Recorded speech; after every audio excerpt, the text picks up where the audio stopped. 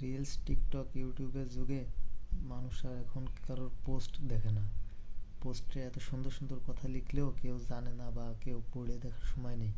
তাইতে মনে করলাম ভিডিও করে একটা ভিডিও ছাড়ি। তা জানতে পারলাম যে বনশ্রীতে একটা ডাকাতি হয়েছে, ছিনতাই হয়েছে। যে ছিনতাইটা একজন ইউটিউবে বা ফেসবুকে আপলোড করছে ভিডিও করে। তো সেখানে গুলি করছে একজনকে।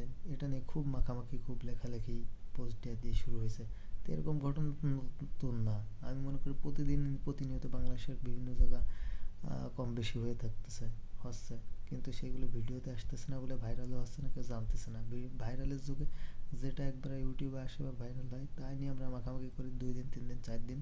পরবর্তীতে আবার সবাই ভুলে যায়, এর থেকে শিক্ষাও কিছু নেই না।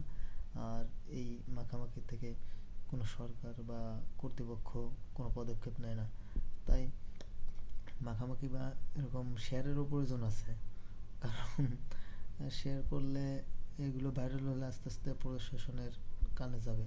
কিন্তু সেটাও যদি যাওয়ার পরে বিচার হতো বা সেরকম ভালো কিছু হতো, স্থায়ী সমাধান, এর স্থায়ী সমাধানের প্রয়োজন।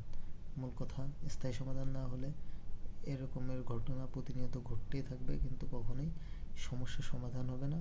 বরং বারবার ভাইরাল হবে, আমরা 2 দিন পরে আবার ভুলে যাব, আমরা যে বাঙালি সেই বাঙালি থেকে যাব। শুধু শুধু এটা নিয়ে মাখামাখি করে নিজের জীবনের 10 মিনিট লস করলাম।